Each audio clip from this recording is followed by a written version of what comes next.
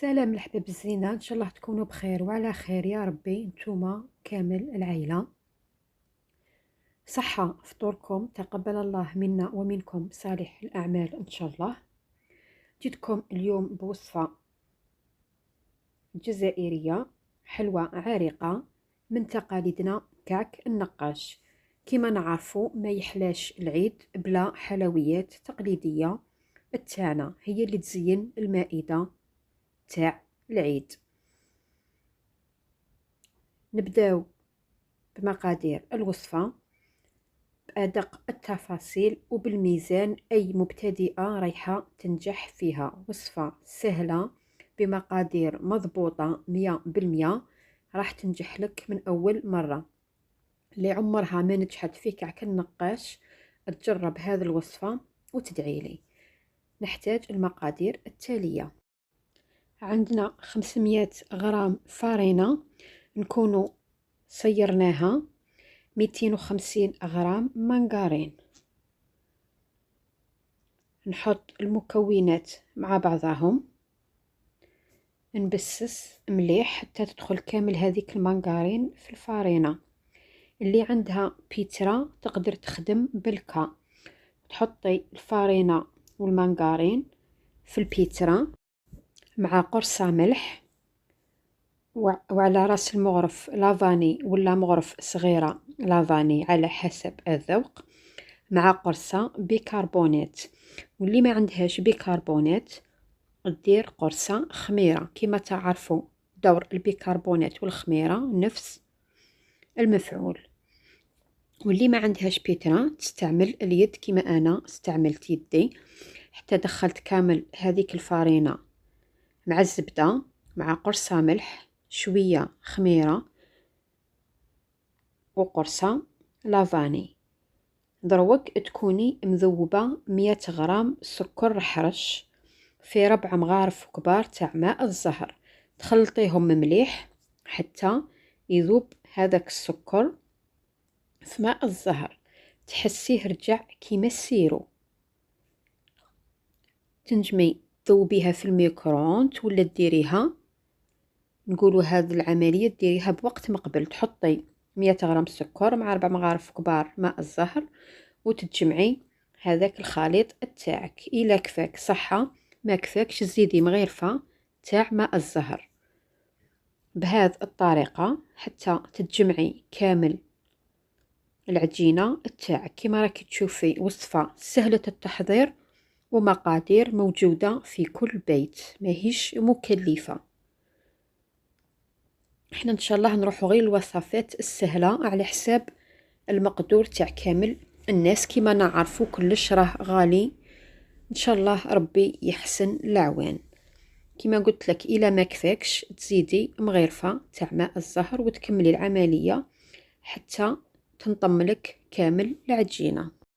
وباش تعرفي العجينة ادات حقها من ماء الزهر، كي تكوري العجينة تجيك أطرية ماهيش رايحة تشقق، تصيبيها تكون لك نقولوا الحرابش ولا أي شكل بلا ما يتكسر لك العجين تاعك. هنا تعرفي باللي دات كامل حقها من ماء الزهر. تغطيها وتخليها تريح بلا ما نوجدوا الغرس.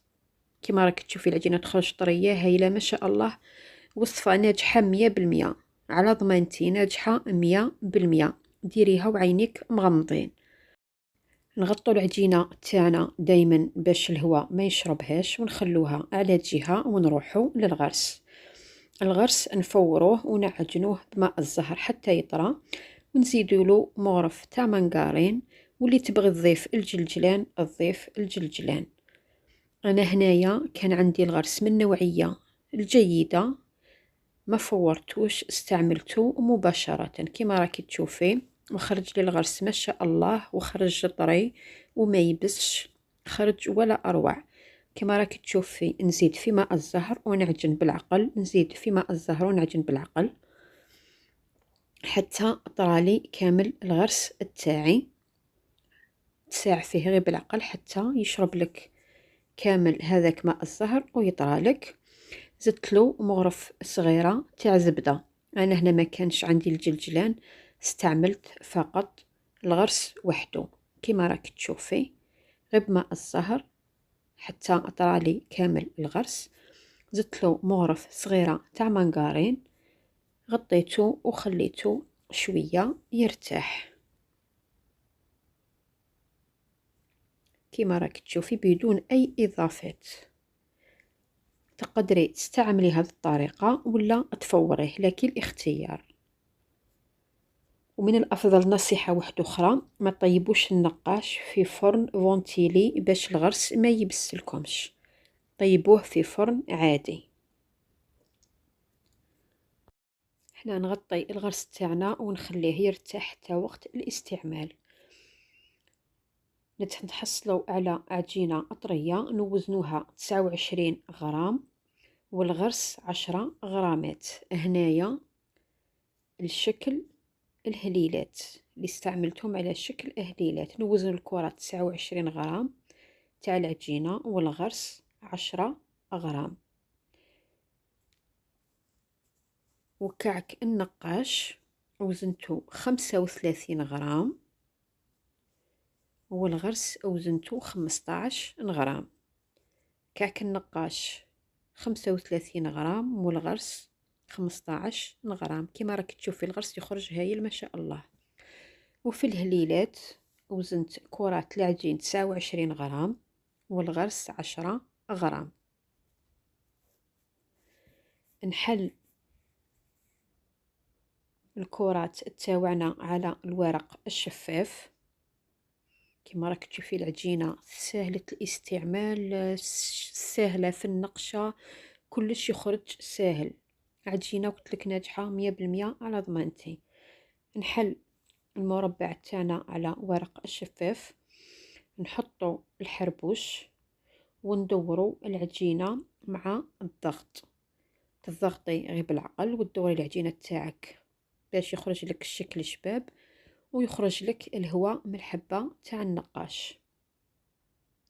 حتى نكملها كامل نغلق جهة وجهة نفتحها ونغلق الحبة تاعنا كما راكم تشوفوا، وننقشها غير بالعقل يليق تكون النقشة حذا اختها.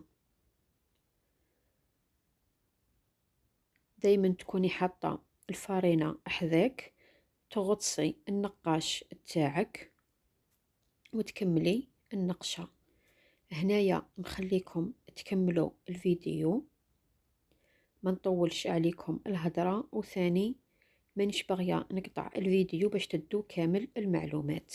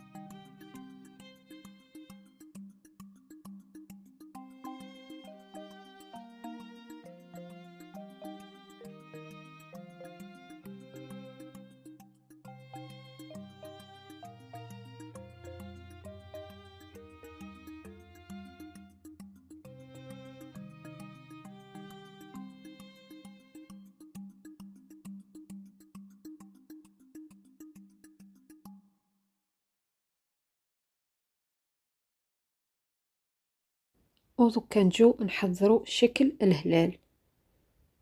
هذا الشكل شوفي شحال يخرج شباب بريزونطابل ما شاء الله تبارك الرحمن. قل اعوذ بربي الفلق. كما قلت لكم وزن الكرة 29 غرام والغرس 10 غرام. نفتحوا الكرة تاعنا بنفس الطريقة على ورق الشفاف. شوفي العجينة كي تخرج شابة تقعد طرية هايلة بنينة ما شاء الله. ونفتح الحربوش تاعنا، نحط الحشو في وسط الحبة، وسيي تغلقي مليح العجينة تاعك بالضغط على العجينة حتى تتغلق، ونشكلو شكل هلال. ننقشوه على الجهتين ونطيبوه في فرن مسخن مسبقا مدة 15 دقيقة حتى 20 دقيقة. نطيبوه من التحت ومن بعد نشعلولو من الفوق حتى يدي اللون الذهبي. بلا ما نطول عليكم الهضرة نخليكم تكملوا الفيديو الأحباب الزينة. هذه هي وصفتنا لنهار اليوم، ان شاء الله تكون نالت اعجابكم. ما تنسونيش تشجيعاتكم، جيم، كومنتير، بارطاج. رغم انه التفاعل راه قليل، كما يقول لك الواحد راه يتعب باش يوصل لكم وصفات ناجحة 100% بكل صدق ومصداقية، ولكن للأسف التفاعل يبقى ناقص شوية. المهم احنا نديرو اللي علينا والباقي على ربي سبحانه. يبقى لي غير نقول لكم الأحباب الزينة تهلاو في رواحكم، تلاقاو في وصفات أخرى بإذن الله تعالى. صحة سحوركم، صحة شربتكم، صحة فطوركم. دمتم في رعاية الله وحفظه. سلام.